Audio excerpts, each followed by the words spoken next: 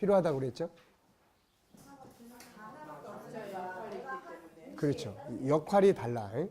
그러니까 지금 우리나라 사람들에게 있어서 가장 큰 단점 중에 하나는 상대방을 인정 안 한다는 거예요. 뭐 정치도 그렇고 뭐 가정도 그렇고 하여튼 뭐 상대방을 그냥 자기 종으로 삼거나 이용하려고 하거나 자기의 이익만을 위해서 뭐 써먹으려고 한다거나 그러니까 상대방의 미래나 상대방의 어떤 역할이나 이런 거 그냥 뭐 교회도 그렇고 이런 것들에 대해서 전혀 배려하거나 이런 게 없이 나만을 위한 어떤 거 그러다 보니까 거기서 다 상처들이 생기게 되고 갈등이 생기게 되고 누가 남만을 위해서 상대만을 위해서 자기를 희생하려고 하는 사람은 없잖아요. 본능적으로 나도 성공하고 싶은 본능을 다 가지고 있다고요. 그러니까 이런 것들을 우리가 바르게 하기 위해서는 뭐가 필요합니까? 상대방에 대한 파트너십. 이게 굉장히 중요한 거예요. 그래서 우리가 존귀함을 다룰 때도 존귀함의 12가지 중에 의미 중에 뭐예요? 네 번째.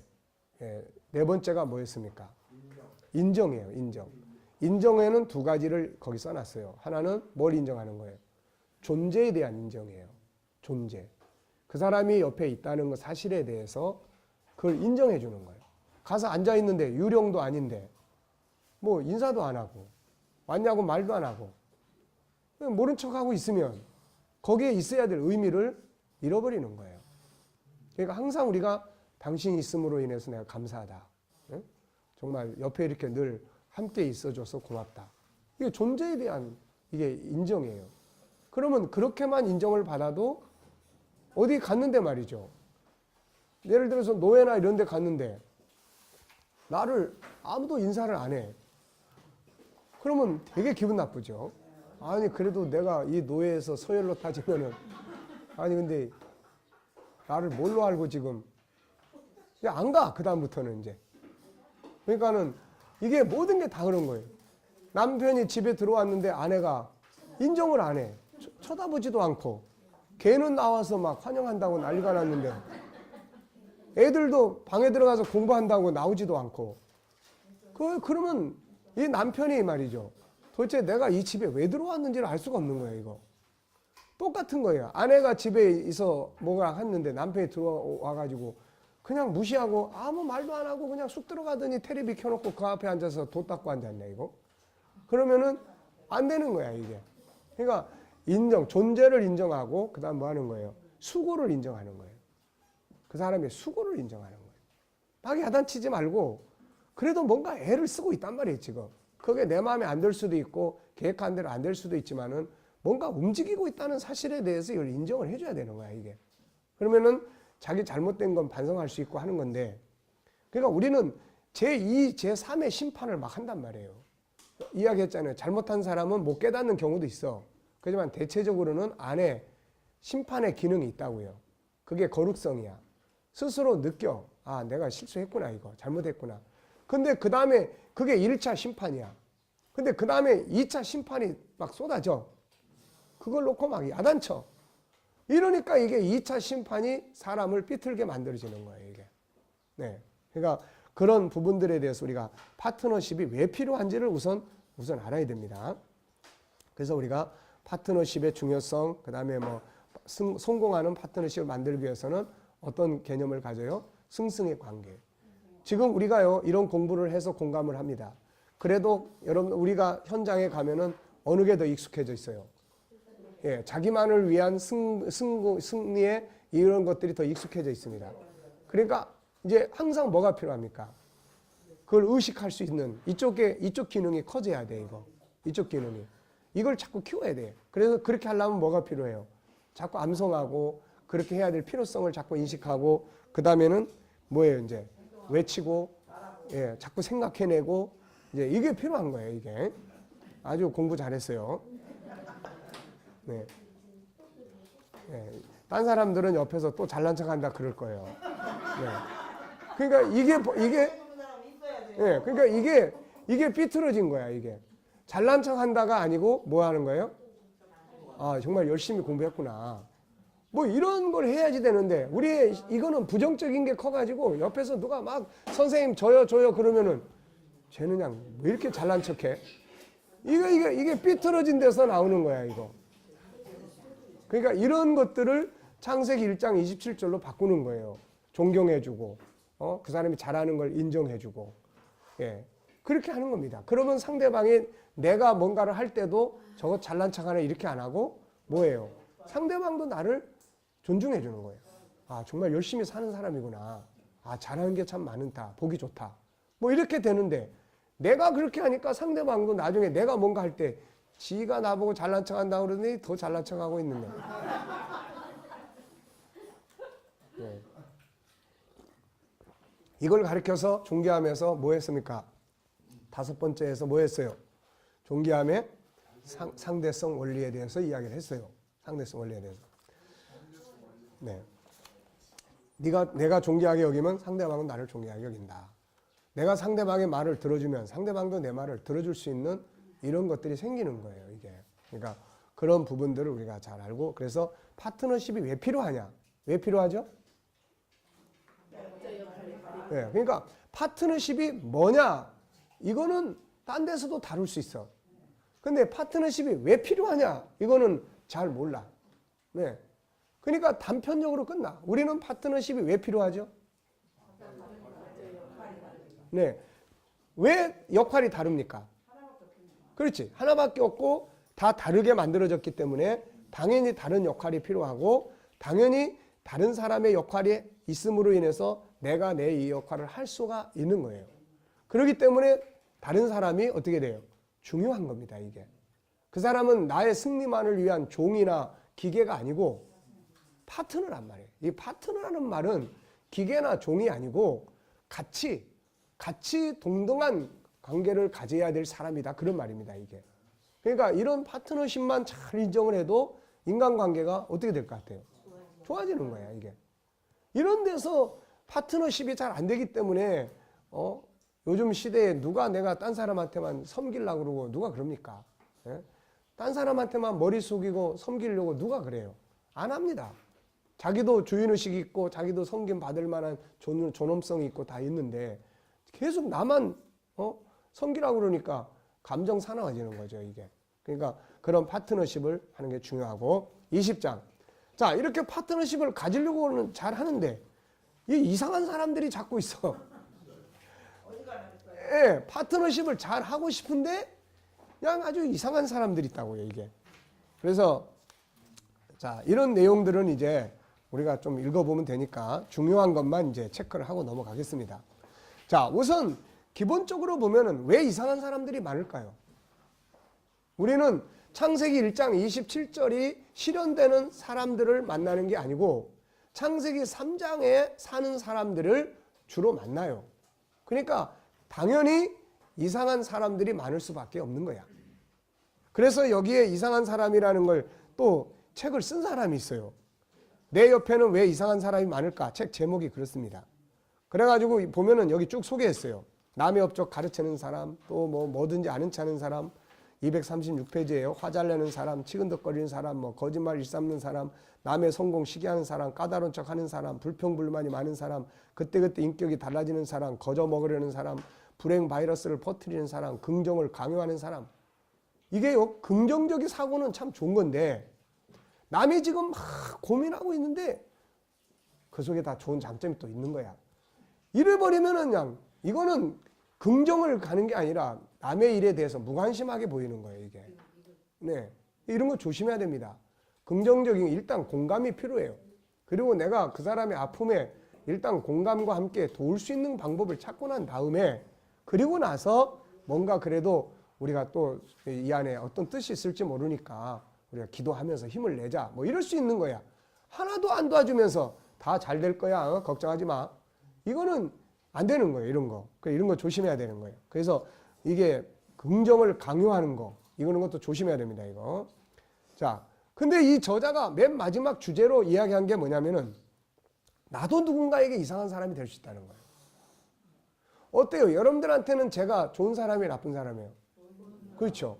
근데 또 어떤 데 가면은 김성길 목사 이상한 사람이라고 그래, 또. 네. 여러분들 그런 말 안 들어봤습니까? 김성길 목사 이상한 사람이라는 말 들어봤죠? 안 들어봤어요? 아직까지?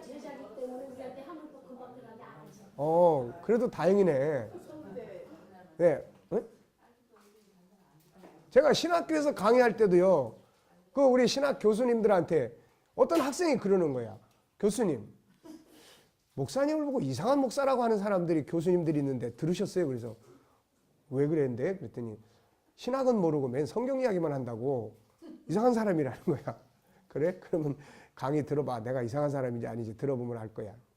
그러니까 또 요한계시록 열심히 가르쳤더니 또 소문이 뭐라고 나냐면 저 교회는 이상한 교회, 이단 아니야? 이러고 있더라. 그래서 자기 며느리 보고 그 교회 가면 안 된다고 그래가지고 그 며느리가 안 나온 사람도 있었어요. 그러니까 우리가 이게 참 이 사람이 참 중요한 이야기를 한 거예요. 우리가 상대방을 볼 때 다 이상한 사람으로 보이는 경우도 있지만 내가 볼 때도 딴 사람이 나를 볼 때도 나가 이상한 사람이 될 수 있다. 그래서 여기에 보면 또 있습니다. 이상한 사람, 감정에 휘둘리는 사람, 허세 부리는 사람, 또 뭐 남에게 기대려고만 하는 빈대 타입, 푸념을 늘어놓는 읍소 타입, 결단을 못 내는 우유부단한 사람, 헛소문을 내는 험담가, 미리 붙이기만 하는 탱크 타입, 트집만 잡는 저격수, 선량한 돌부처 같은 사람, 매사에 큰소리치는 자신감 과잉 타입, 좋은 핑계만 집착하는 사람, 실수를 못 봐넘기는 비평가 타입. 다 이상한 사람들이에요. 그런데 이제 우리가 여기서 중요한 게 이겁니다. 238페이지 두 번째. 자, 이상한 사람들의 공통된 점. 이제 우리는 이걸 알아야 돼. 이걸 알아야 되는 거예요. 첫째, 모두가 뭘 살고 있어요, 지금? 만들어진 나가 아니고 만들어져 오는 나를 살면 만들어져 오는 과정의 등급에 따라서 이상한 등급이 결정이 되는 거야. 이 말 이해하세요? 네. 창세기 1장 27절을 살면 이상한 사람이 아니야. 근데 창세기 3장을 살아. 근데 이것도 등급이 있어. 가정의 가족들의 부모가 그야말로 온유하고 겸손하고 좋은 모범을 보이고 치료적인 모습을 가지고 사는 집에서 자라나는 사람들은 만들어져 나갈 때 좀 이상한 사람이 덜 돼, 등급이. 근데 부모가 맨날 싸우고 분쟁하고 그냥 두들겨 패고 막 욕설을 쏟아붓고 이런 집에서 크면은 등급이 높아져요. 이상한 사람이 되는 이게. 그게 전부 그 영향을 받는 거예요. 두 번째, 그 안에 다 뭐가 있습니까? 상처들이 있어요. 이 상처들은 우리가 이제 그 심리 상담 이런 거 다룰 때 이제 다루게 될 부분인데 기본적으로 인간은 두 가지의 이 상처의 이 근원이 있어요. 첫째는 뭐예요? 창세기 3장입니다. 항상 이걸 기억해야 돼요. 창세기 3장에 근원이 있어요. 근원. 여기서부터 우울증, 분노 다 기본적으로 시작이 되는 거예요. 그 다음에 이제 살아가는 과정에서 잉태할 때, 태어날 때, 성장하면서 학교에서, 직장에서 또 막 계속 이게 이제 상처가 커지는 거예요. 그러니까 이 두 가지. 그래서 상처가 그 안에 클수록 어떻습니까? 이상한 사람이 되는 거야. 상처가 클수록 이상한 사람이 되는 등급의 차이가 있어, 이게 이제. 완전히 특급은 위험인물이야, 이거. 특급은 그냥 가서 칼로 사람 찔러 죽일 수 있는 사람이야, 이거. 이런 거. 망상가, 뭐 이런 거. 세 번째는 이들의 몸부림이 이상한 행동을 하는 몸부림의 배후에는 뭐가 들어있어요? 나도 존귀하다는 거죠. 근데 누가 그걸 인정을 안 해. 그러니까 이 이상한 사람을 제대로 다루고 싶은 사람은 그 사람의 나타나는 반응과 상관없이 어떻게 해야 돼? 존귀하게 인정하기 시작하는 거예요. 그 사람 편에 서고 그 사람을 존중히 여겨주기 시작하는 거예요. 그러면은 그 사람은 남의 말을 안 들어도 이 사람의 말은 들어요. 이게. 그러니까 이런 단수를 이제 높여야 되는 거야, 우리가요, 상대방이 이상한 짓 행동한다고 나도 같이 이상한 사람이 갑자기 돼. 나도. 왜? 쌍방간에 서로 이제 비슷해지는 거야. 이건 뭡니까? 이거는 이제 급수가 똑같아지는 거야, 이거. 그러니까 이걸 높여야 돼요. 그래서 몸부림 속에는 자기 존귀함, 나도 좀 인정해달라. 이것 때문에 사고 치는 사람들이 많습니다, 이거. 막 소리를 질러. 누군가가 소리 지르는 걸 좀 들어줘야 되는데 다 도망가 소리 지르려 그러면 그러면서 가면서 뭐라 그래요? 저 사람 저 이상한 사람이 도대체. 근데 우리는 뭘 이해해야 돼요?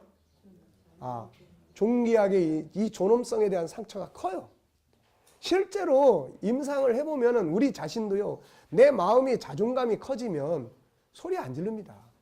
그렇잖아요. 마음이 편안한데 왜 소리 지릅니까? 근데 내 안에 상처가 커지면은 막 성질 나는 대로 더 크게 소리 지르는 거야. 그건 뭡니까? 나도 존귀한데 좀 알아줘라. 그런 이야기죠, 이게. 네. 그런 거예요. 자, 그 다음에 네 번째는 뭐예요? 네. 자, 살아남기 위한 몸부림이야, 이거. 살아남으려고 하니까 어쩔 수 없이 다른 방법은 모르고, 네? 이 뒤에 나옵니다만은 다른 방법을 배운 일이 없고, 자기식대로 방법을 터득한 게 이상한 행동을 해야만 살아남는 거예요. 왜? 다 도망가 버리니까 살아남는 거지, 이제. 자, 그 다음에는 다섯 번째는 뭐가 있습니까? 장애적 학습에, 예. 한 번 이상한 짓을 하면 그게 학습이 됩니다, 이거. 그 다음에 또 해. 그래서 분노를 자꾸 하다 보면 이게 학습이 돼서 나중에는 언어 자체가 분노하는 말을 해요. 언어 자체가. 이 학습이라는 거 아주 무서운 거예요, 이거. 실패해 본 사람은 그 다음 뭐 하기가 두려워져요. 어디 가다가 그 지역에서 사고를 만난 사람은 꼭 그 지역을 피해 가려고 하는 게 있어요. 왜? 그게 학습입니다, 이게. 자, 그 다음에는 뭐예요? 가장 중요한 것은 모른다는 데 문제가 있어요, 이거. 그게 얼마나 위험한 행동이고, 그게 얼마나 자기 자신을 파괴하는 행동이고, 그게 얼마나 이런 거예요. 이거 문제예요. 결국 이것은 인간관계 파괴 가져오고 인생의 이 실패를 가져온다는 점입니다. 그래서 이상한 사람들에 대한 7가지. 예, 이건 시험을 보면 반드시 나오는 문제예요. 중요한 문제입니다. 왜? 이걸 알아야 돼. 우리는 저 사람 이상한 사람이야. 이것만 보면은 세상 사람하고 똑같은 거야. 적어도 우리는 뭘 볼 수 있어야 돼? 왜 이상한 사람이 됐냐는 거야. 네. 인간은 본래 창세기 1장 27절에 사람인데 이런 소중한 사람이 왜 이상한 저런 괴물이 됐냐는 거야, 이거. 그 원인을 찾아서 그걸 해결하려고 하는 것. 이게 우리들이 인간관계에 있어서 필요한 부분입니다. 그 다음에 이제 뭡니까, 이제? 세 번째는 뭐예요, 이제? 내공을 기르라는 거야. 자, 이 사람이 이제 이상한 사람을 써놓은 사람이 이렇게 써놨습니다. 흥미로운 사실은 똑같은 상대를 마주하고 있어도 어떤 사람은 아무렇지도 않고 어떤 사람은 혐오감에 치를 떨며 아주 끔찍해 한다는 것이다. 똑같이 지금 이야기를 막 이상한 이야기를 듣고 괴물 같은 모습을 보는데 한 사람은 눈물을 뚝뚝뚝뚝 떨어뜨려. 왜? 이 사람은 뭐 하는 사람이에요? 상처를 보는 사람이에요. 그 다음에 그냥 대수롭지 않게 넘어가. 이 사람은 뭐 하는 사람이에요? 면역성이 강한 사람이야. 그 다음에 같이 성질나. 너 당신 지금 뭐라고 그랬어? 그거 막 맞부딪혀. 이 사람 뭐 하는 사람이에요, 지금? 예, 이거 면역성이 전혀 없는 사람이 이 사람은. 이 사람, 이런 사람은 건드리기만 해도 팍 하는 거야, 이거. 건드리기만 해도. 건드려도 피식 웃고 왜 그래? 이런 사람은 면역성이 강한 사람이고. 네. 그러니까 이런 거야. 면역 기능. 이게 아주 중요한 겁니다. 이걸 길러야 돼. 이게 내공이야. 내공. 이게 얼마나 내공이 쌓이느냐에 따라서 이상한 사람을 상대를 아주 쉽게 할 수도 있습니다. 이게. 이상한 사람일수록 단순하다는 걸 아셔야 돼요. 이상한 사람일수록 막 머리 굴리고 막 계산적인 것보다는 그냥 나타나는 대로 행동을 해버리기 때문에 아주 단순한 것이 많아요. 자, 그래서 면역 기능이에요. 그래서 이거를 강하게 다루는 사람.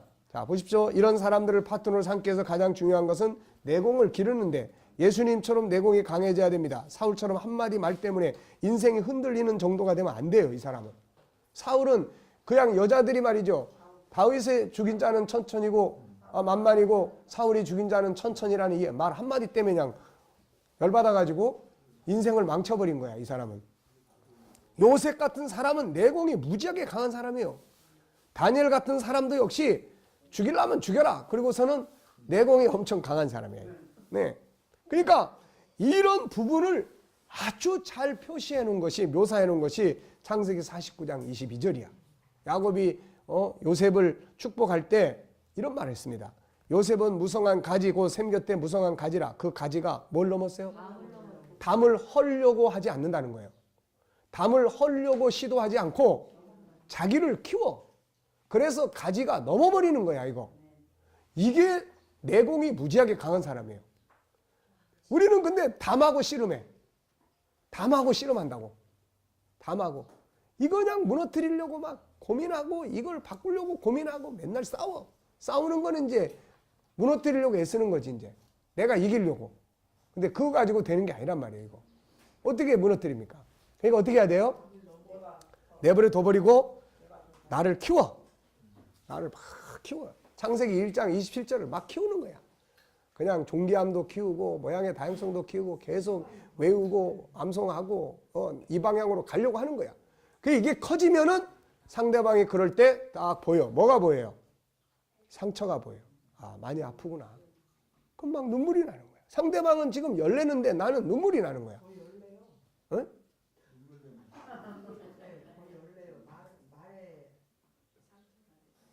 내가 눈물 흘리는데 더 열내?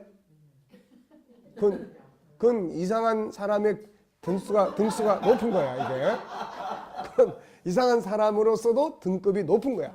상대방이 막, 마음이 아파가지고, 여보, 미안해. 내가 정말 잘못한 거야. 응. 그러니까 그것도 이제 잘해야 되는 거야. 진실성이 안 담겨져 있으면 비웃는 걸로 느끼는 거고, 그리고 비웃는다고 해서 내가 진실성을 가지고 있으면 문제될 게 없습니다. 왜냐하면 계속 그런 방식이 나오기 때문에, 이건 내 안에 있는 게 저절로 나오기 때문에, 그게 뭐 꾸며내는 게 아니기 때문에, 처음엔 그렇더라도 그 다음에 또 그러면은 나중에는 약해져요, 그게. 왜냐하면 내가 같이 대립을 하면 같이 커지는데, 내가 그냥 계속 그렇게 되면은 나중에 상대방이요 강해지질 않습니다. 이게 항상 모든 건 상대성이야, 상대성. 네, 상대성. 자, 그래서 이 가지 자기 내공을 키워라. 아시겠습니까? 자, 이제 넘어가겠어요. 자, 21장. 그래서 안 좋은 사람과의 관계를 이제 좋게 해야 되는 이제 이 부분이 있습니다. 안 좋은 사람이라고 그래서 그냥 멀리 돌아가면은 나중에요 어떻게 되는지 아십니까? 자, 이 사람을 피해서 이 길로 안 가. 길은 두 개인데 이 사람을 피해서 이 길로 안 가고 이쪽 길로 가. 이쪽 길로 가다 보니까 여기서 만나는 사람은 또 더 이상하네? 그러면 이제 어디로 피해 갈 거예요, 이제? 또 길이 5개야. 그러면 이 사람 피해가지고 이 길로 가가지고 이상한 사람, 여기는 A급인데 여기는 B급을 만나고, 여기는 C급인데 가니까 여기는 B급이야. 그래서 이 사람 피해서 또 다른 길로 가. 길 없나? 안 보면 되지. 여기 가니까 A급을 만나. 이 사람 또 피해. 그 다음에 또 딴 길로 가니까 특급을 만나. 그 다음에 또 딴 길로 가니까 이건 완전히 대왕급을 만나는 거야. 그러니까 피하면 안 되는 거야. 대인기피증이나 이 사람들을 상담하거나 공황장애나 이런 상담하면 피하게 만드는 게 아니에요.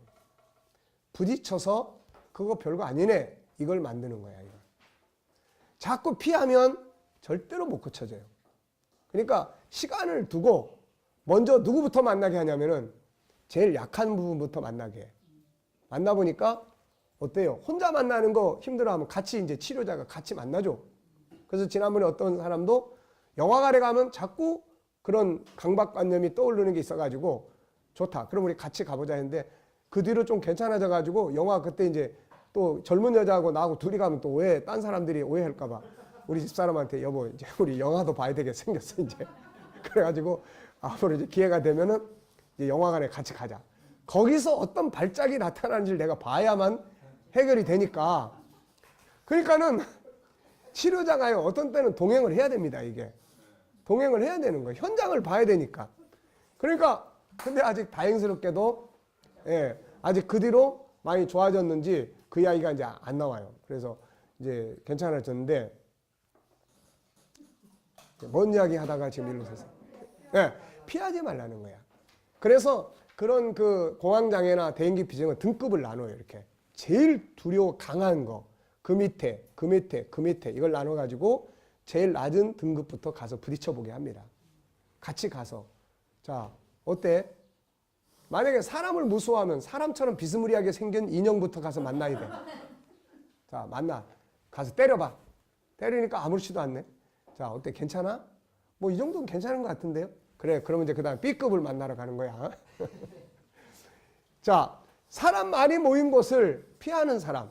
그렇다고 자꾸 사람 없는 곳으로 가. 이건 절대 안 고쳐져요. 사람 만나는 곳에 가서 괜찮다 하는 걸 느끼게 만들어줘야 돼 이거.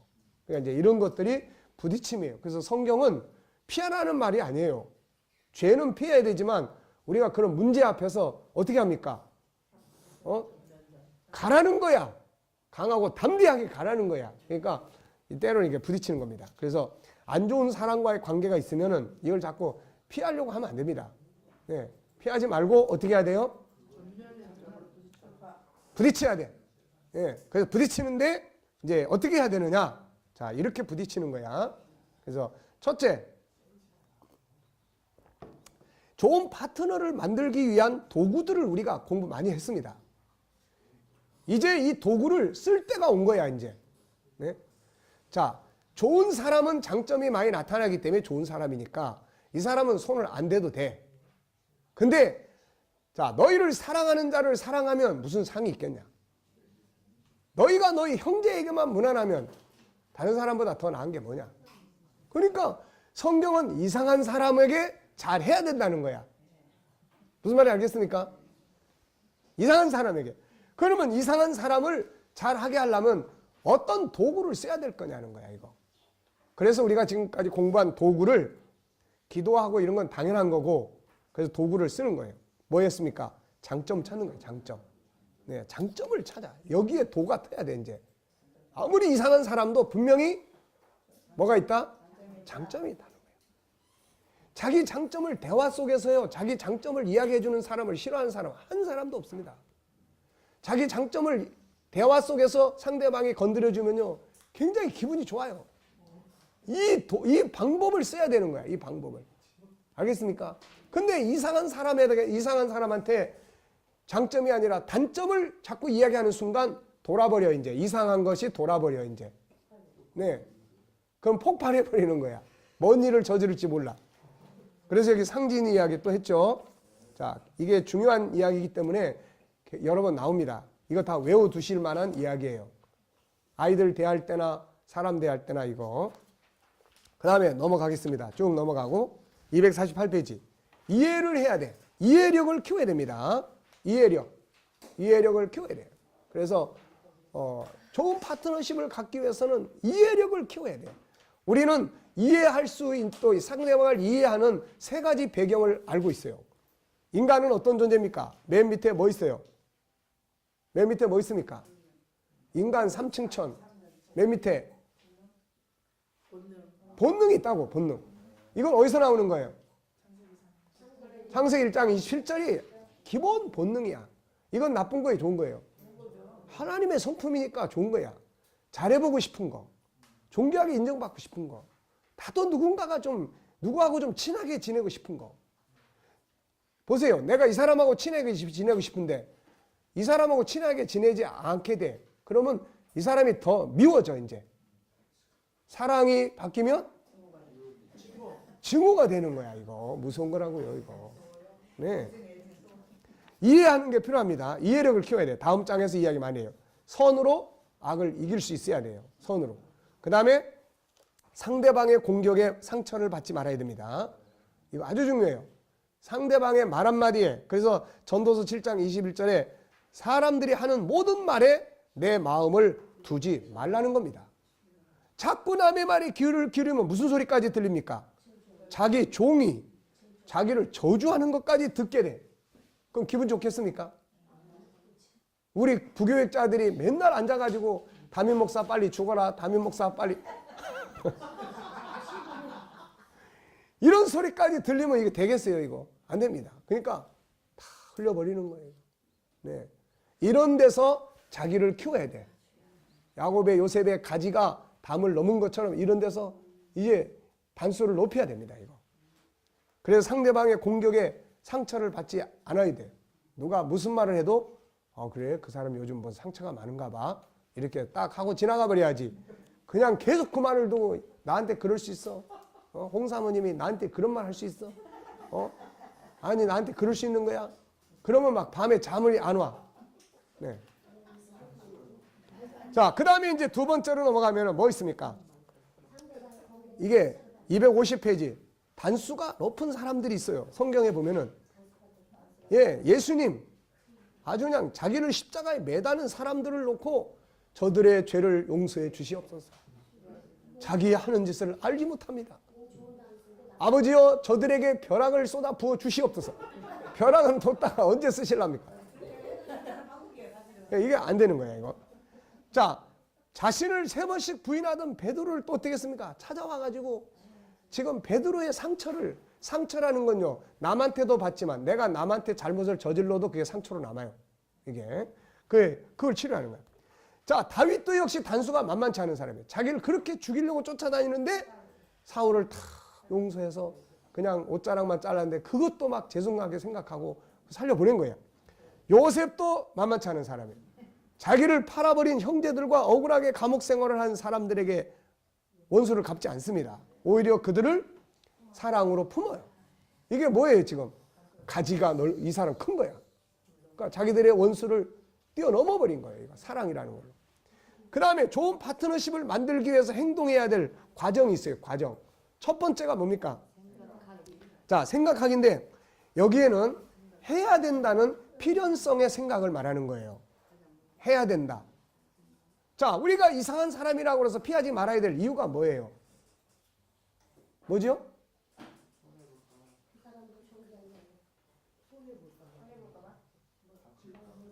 자, 이유가 많지요. 자, 우리는 우선 좀 거룩하게 이유를 이야기하면 첫째, 우리는 그 사람한테도 복음을 전해야 되니까. 이상한 사람을 피하면 전도할 사람이 세상에 하나도 없어요. 예, 그러니까 우선 우리에게는 그런 게 있어. 근데 우리 일반인들에게는 왜 이상한 사람을 만나야 되느냐?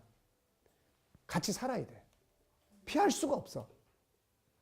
피할 수가 없는 거예요. 이 직장에서 이상한 사람 만났다고 해서 딴 직장에 가보세요. 그 직장에 이상한 사람 없습니까? 세상이 이상한 동네인데 그 속에서 태어나서 사는 사람도 이상한 사람 없어요. 그러니까 이거는 필연적으로 이상한 사람하고 관계를 좋은 관계로 만들어야 된다. 이런 의식적 전환이 필요한 거야, 이게. 싫으면 피하면 되지 뭐. 똥이 뭐 더러워서 피하지 무서워서 피하냐? 이러면 안 돼. 네. 이게 참새똥을 피하면 이 뭐야 돼지똥을 만나고 돼지똥을 피하면은 그다음에 사람똥을 만나는 거예요, 이게. 아, 물론 또 있죠. 그러니까 그거는 이제 근본적 처방이 아니라는 거예요. 순간적인 건 가능한데 그게 덜 부담이 되는 거예요, 그게.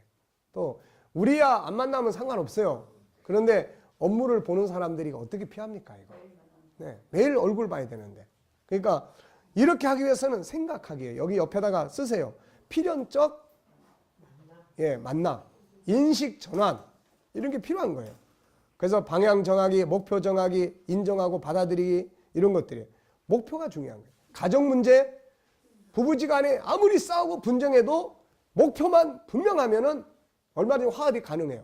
목표가 뭐죠? 우리가 서로 행복하게 살기 위해서 결혼한 거다. 이 목표만 명확하면 그러면 지금 우리가 행복한가 불행한가? 불행한 것 같다. 그 원인이 뭐지? 원인을 찾을 수 있는 거예요, 이게. 근데 이 목표를 상실해버리면은 이제 뭐 안 됩니다. 그래서 자, 우리의 고정적인 생각들이 뭡니까? 속상해 죽겠는데 어떻게 생각을 바꿔? 아무리 봐도 좋은 점이 안 보이는데 누가 알아줘? 그것이 실현될 수 있을 것 같아? 그건 허황된 생각 아니야? 괜히 헛수고야. 전에도 했어도 안 됐잖아. 그런 생각이 현실에 맞아? 미쳤다고 하지. 뭐 이런 것 때문에 못하는 거예요, 이건. 그러니까 결국 못하니까 누가 스트레스 받습니까? 그렇죠. 자기가 스트레스 받아요. 회사 다닐 재미가 없는 거예요. 그래서 인식 전환, 거기다 그렇게 쓰세요. 인식 전환. 해야 된다. 원수. 왜 예수님이 원수를 사랑하라고 그랬어요? 성경을 읽다가 원수를 사랑하라는 구절은 다 그냥 넘어가. 왜? 자기한테 지금 원수가 있는데 도저히 사랑할 수가 없어. 근데 해야 된다는 거예요, 이게. 생각, 필연성. 그 다음에 뭐 있죠? 이제 언어예요.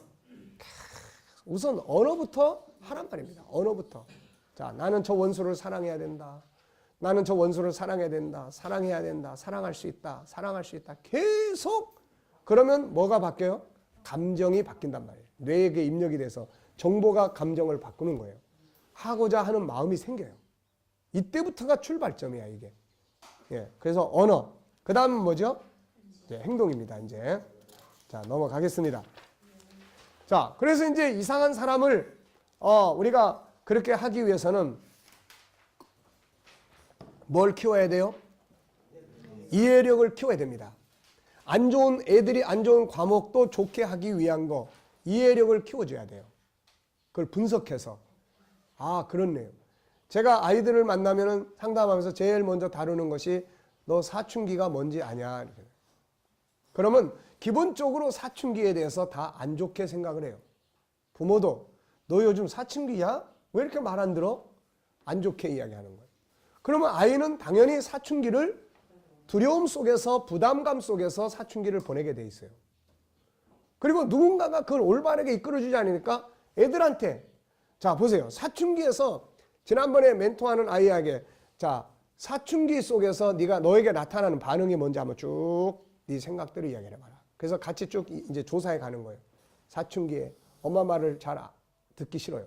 자, 그 다음에 또 자 너의 육체적인 성장도 일어난다. 그래서 여성적인 거는 엄마하고 상당히 필요하고 또 학교에서 선생님, 여자 선생님하고 상당히 필요해. 자, 그 다음에 또 어떤 게 일어나죠? 뭔가 자꾸 친구들하고 비교의식도 생기고 자, 얘가 대답하기, 말하기 껄끄러운 게 있어. 뭐 있죠? 중학교 1학년짜리. 내가 이야기해줘요. 이성관계는 어떠냐?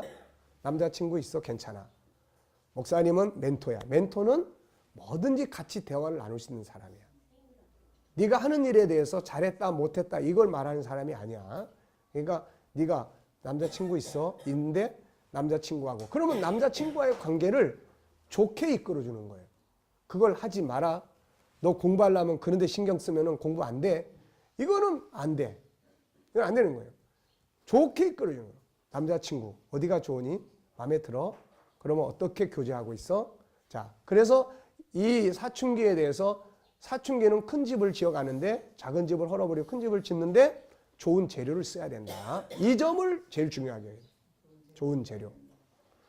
반항하고 싶을 때 좋은 재료를 써야 돼.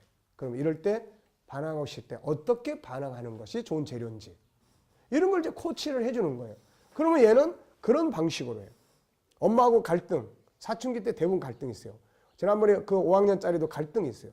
자, 이 갈등을 푸는 문제를 우리가 어떻게 해결하면 좋겠니? 네 생각은 어떠냐? 어떤 방법을 해봤고 어떻게 하면 좋겠냐? 엄마하고 대화해봤니? 우리 엄마 바빠가지고요. 만나서 이야기할 틈이 별로 없어요. 그래? 그럼 어떤 방법이 좋을까? 편지 한번 써볼까요? 그거 좋겠다. 그러면 네가 쓴 편지를 멘토는 다 알아야 되니까 네가 쓴 편지를 목사님한테 한번 보내볼래? 그럼 목사님이 멋지게 조언을 해줄 테니까 얘가 이제 나한테 보냈어요. 편지를 잘 썼어. 자, 그 다음에 어때? 엄마하고 이 편지 엄마한테 보내봤어? 엄마. 그리고 나서는 그 안에서 자기 마음을 담은 거예요. 그러니까 엄마가 그걸 읽어보고 얘의 마음을 읽는 거야 이게. 그래서 엄마 관계가 좋아지는 거예요. 그러니까 이런 부분들을 도와주는 겁니다. 뭐 훈계하는 게 아니에요. 거기는. 뭔 이야기 했죠 지금? 네, 이해예요. 이해. 그러니까 사춘기에서 오는 성적인 변화에서 네. 애들이 자유형이 거기에서 어떻게 얘기해요? 우리는 그거를 제시 얘기잖아요. 제시 강요를 했거든요. 네. 그래갖고 요새 애들이 그런 성적인 그 상담 같은 게 이렇게 깊이 돼서 되게 잘못된 애들이 많대요. 근데 이 세상적인 그 성교육에 대해서는 오픈하라고 그러는데요. 네. 성경적으로 이거 오픈은 죄잖아요. 그 어떻게 설명해야 되는 거예요? 가르칠 때는? 네. 그걸 이야기하려면 시간이 좀 길어. 네. 그러니까 그런 부분은 충분히 다 다룰 수 있어요. 충분히 다. 그러니까 뭐 자위행위다, 뭐다 이런 부분들에 대해서도 자연스럽게 대화가 다 할 수 있습니다. 충분히 다. 그래서 그런 부분들이 다 똑같은 거예요. 이게 어떤 성장하는 과정에서 필요한 요소면은 그걸 죄라고 말할 수 없어요. 근데 만약에 그거를 탈선적 행위에 의해서 이루어지면 그런 거는 방향을 틀어줘야 돼, 이게. 그러니까 그런 걸 무조건 나쁘다, 죄다 그러면 얘하고는 대화가 끝나는 거야. 그러니까 지금 이야기하는 것처럼 성장하는 과정에서 얼마든지 이게 가능하거든요. 그러면 그런 것들은 죄라고 보기보다는 성장하는 과정에서 일어날 수 있는 일이야. 근데 네가 만약에 그런 부분들을 그런 잘못된 영상이나 이런 것들을 통해서 네가 그런 것들에 대한 그걸 추구해 간다면 이것은 절제가 필요하다든지 그것도 지가 이야기할 수 있도록 우리는 질문을 끌어내야 돼요. 지가 그러면 이런 건 좀 절제가 필요하겠네요 라는 말을 지가 할 수 있게끔. 그러니까 이제 이런 방식으로 근데 보통 우리는 그런 문제를 상담할 때 우선 어른의 입장에서 아이는 그런 거 하면 안 돼라는 관점을 먼저 가지고 있어요. 그러니까 성장하는 과정에서는 얼마든지 그런 것들을 이제 나올 수 있는 거야. 그런 것들이 궁금하게도 여기게 되고, 뭐 궁금하면 어디 가서 물어볼 데도 없고, 그런 행동들을 나타낼 때 애들도 이게 나쁜 짓인지 좋은 짓인지 불안한 거예요. 이게. 그러니까 이제 이런 부분들을 충분히 대화를, 왜냐하면 성 자체가 대화의 주제가 안 될 필요가 없어요. 이걸 어떻게 다루어 갈 거냐, 좋은 재료를 갖다가 그 집을, 성에 대한 집을 지켜 도와줘야지. 그걸 차단시켜버리면 지들끼리 정보를 공유해가지고 이걸 항상 제일 주의시켜야 돼. 너희들끼리만의 정보를 나누는 거에 대해서 어떻게 생각하니? 같은 또래들만의 이 이야기를 나누는 부분에 대해서는 어떻게 생각하니? 얘들도 이 부분에 대해서는요, 안 좋은 것 같으면서도 어쩔 수 없는, 예, 이런 부분들이에요. 그러니까 충분히 다 나눌 수 있으니까 그런 부분은 나중에 이제 코칭이나 우리가 이런 거 다룰 때, 예, 그런 문제에 대해, 그러니까 이야기거리가 애들 사춘기 속에서 지들한테 물어보면은 굉장히 많이 나옵니다, 이게. 그러니까 이런 것들을, 이런 부분은 어떻게 다룰 건지. 근데 모든 것은 창세기 1장 27절에 근거해서 다양한 존엄성, 존중이 여기는 가치관을 가지고 출발한다는 거예요, 이게. 그러니까 그렇게 하시고 그 부분은 또 다른 때 한 번 더. 자, 이제 그런 사춘기에 대한 이야기를 이제 이해를 도와줘요. 나중에 이제 이런 거 물어봅니다. 자, 멘토링을 하는 게, 목사님하고 멘토링을 하는데 뭐가 제일 좋았던 것 같으냐? 그러면 애들이 공통적으로 나오는 말이 이런 말이에요. 사춘기를 잘 몰랐는데요, 사춘기에 대해서 잘 이해가 돼서 전 너무 좋습니다. 이런 이야기예요. 그러니까 이런 것들을 애들이 나쁘게 이제 자꾸만, 어른들도 나쁘게 이야기를 하니까 이건 나쁜 거야. 나쁜 게 왜 나한테 생기지? 다른 애들은 이거 어떻게 해결하지? 이런 문제들이에요, 이게. 그러니까 뭐든지 다. 그래서 이해력을 키우는 게 아주 중요합니다, 여기. 이해력. 그래서 자, 다른 이야기들은 넘어가겠어요. 이해력을 키우는 거. 그래서 여기 보면 뭐 숨은 이야기, 비하인드 스토리, 이게 아주 중요합니다. 그래서 전철 안에서의 이야기, 또 뭐 알렉산더의 말에 대한 리더십, 예, 다른 사람들이 그 야생말을 다 못하는데 이 알렉산더는 그거를 타는 거야, 이게. 그래서 도대체 어떻게 너는 탔냐 그랬더니 말의 습성을 딱 체크한 거예요. 그래가지고 그림자를 등지고 해야지, 그림자가 앞에 딱 서 있으면은 말이 막 뛰는 거야, 이게. 그래서 이 알렉산더가 그 장면을 왜 말이 뛰는가를 딱 보면서 그걸 체크한 거예요. 그래서 그 그림자가 뒤로 가게 하고 이 말을 딱 타니까는 말을 잘 듣는 거지, 이게. 그러니까 이런 이해력을 키우는 거예요. 이해력. 굉장히 중요한 겁니다. 이해력. 사람을 다루는 데도 마찬가지예요. 그래서 뭐 사전 정보와 이해가 부족해서 실패한 경우, 우리가 어떤 비즈니스 영역도 마찬가지예요. 나한테 오는 고객들에 대한 이해가 부족하면 내 식대로의 작품을 만들어요. 오늘 우리들의 목회도 비슷합니다. 지금 현대인들에게 줘야 될 떡이, 옛날에는 보리떡이지만 우리 가난할 때는 제일 좋은 떡이 무슨 떡이었어요? 제일 좋은 떡은 쌀이야, 쌀밥. 근데 지금은 쌀밥 많이 퍼주면 어쩌죠? 안 와요, 안 와. 저 집에 가면 당뇨병 걸려. 그러고 안 온다고. 그럼 요즘에 퍼줘야 될, 이제 만약에 만들어 준다면 어떤 떡을 줘야 돼요? 현미떡이나 뭐 보리떡이나 이런 거예요, 이거. 그러니까 자, 지금 이 시대에는 도대체 무슨 떡을 줘야 될 건지, 그 이 시대 사람들에게 필요한 떡을 줘야 되는 거야, 이게. 그런데 우리가 그냥 똑같은 떡을 맨날 줘. 그러니까 떠나는 거예요, 이게. 그래서 우리가 시대를 이해해야 하고 우리의 가진 복음을 이 시대에 어떻게 활용할 것인지, 이런 것들이 이제. 자, 여기에서 이제 262페이지 보면은 누구에게나 있는 비하인드 스토리가 있어요. 사람은 안에 들어가면. 그래서 옛날에 우리 영상 배울 때 그런 이야기 했었어요. 팩트, 기자는, 아나운서는 항상 팩트만 이야기를 해요. 무슨 말입니까? 사실만. 오늘 어디에서 불이 나서 몇 사람이 죽었고 재산의 손실은 뭐 어느 정도다. 요것만 딱 이야기를 해. 근데 이제 드라마 쓰거나 시나리오 작가는 그걸 쓰는 게 아니라 그 안에 비하인드 스토리를 다루는 거예요. 가서 다 조사해보니까 눈물겨운 사연이 있는 거야.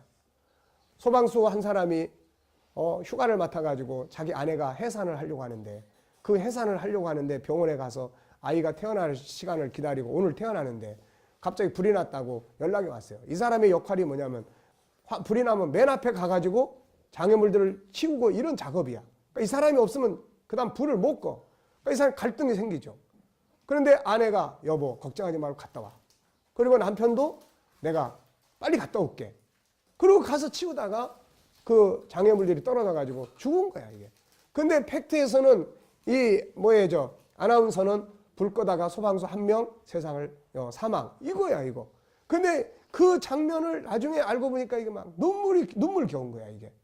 그러니까 이게 기자나 아나운서하고 시나리오 작가의 차이점이라는 거죠 이거. 그러니까 이 안에 숨겨진 이야기를 들으면 막 마음이 아픈 거야 이게. 막 눈물이 나는 거야 이거. 근데 그거를 소방수 1명 사망 이런 이야기 들어봐야 이게 감동이 됩니까? 오히려 어쩌다가 죽었어 이렇게 되는 거예요 이게. 그러니까 우리가 누구나 인간은 다 숨겨진 이야기가 있습니다. 숨겨진 상처들이 있기 때문에 그래서 그 이야기를 이해해 줄 수 있는 사람 이게 리더자예요. 자, 그 다음에 이제 예수님은 이런 부분에서 뭐죠? 263페이지 인간 이해의 달인이야. 어떻게 달인이 될 수 있을까요? 주님은 사람을 창조했어요. 그리고 전 과정을 알아요. 창조했기 때문에 인간이 어떤 존재인가를 압니다. 세상에서 아무리 저놈은 죽일 놈이라고 그래도 예수님은 아니야. 이 사람은 존귀한 거야. 창세기 1장 27절을 주님이 아니까 존귀한 거야. 그 다음에 또 하나를 알아. 뭐랍니까? 그것이 존귀하게 살고 싶어 하는 인간의 본성이 그걸 못 사니까. 그게 아픔과 상처로 남아가지고 자기를 포기해버린 거야. 되는 대로 그냥. 그러니까 이런 과정을 알기 때문에 주님은 범죄한 인간을 품에 안고 울 수 있고 그러는 겁니다. 이게. 자, 그래서 264페이지 보면은 먼저 상대방 역시 존귀한 본능을 가지고 있다는 거. 이런 거 이제 알아야 되는 거죠. 자, 그래서 266페이지 보면은 인간을 이해하기 위한 3가지 기본 틀. 이거는 그냥 뇌 속에 확실하게 담아놔야 돼. 이건 무슨 생각을 해서 꺼낼 정도가 되면 이거 안 돼. 그래서 맨 밑에 뭐 있어요? 본능. 옆에 사람 한번 보세요. 우리는 그 사람의 속을 들여다봐야 돼. 맨 밑에가 보입니까? 예, 5가지 성품이 보여야 돼. 그 다음에 2번째가 보여야 돼. 뭐죠? 예, 감정, 상처가 있는 거야. 그 다음에 맨 위에 현실이에요. 그 사람이 얼굴 표현이 심각해. 그리고 뭔가 자꾸 허공을 쳐다보고 그 다음에 누군가한테 뭐 자꾸 그냥 줘. 자꾸 자기에게 소중한 것도 자꾸 나눠줘. 이 사람은요 자살 위기에 있는 사람이에요 지금. 그렇지. 그러니까 이런 겉으로 나타나는 것은 그 이면에 도저히 더 이상은 이제 희망이 없는 자기를 버려버리는 상황에 감정이 있는 거야 이거. 이런 사람을 붙들고 왜 죽으려고 그러냐 뭐 이래버리면 안 돼 이거. 그 아픔보다도 더 밑에 있는 걸 이해하고 그 아픔을 안고 그냥 같이 울어주는 거지. 아무 말도 할 필요도 없어.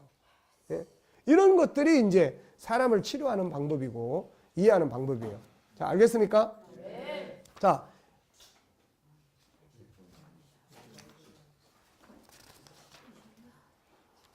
자, 일단 10분간 휴식하겠습니다.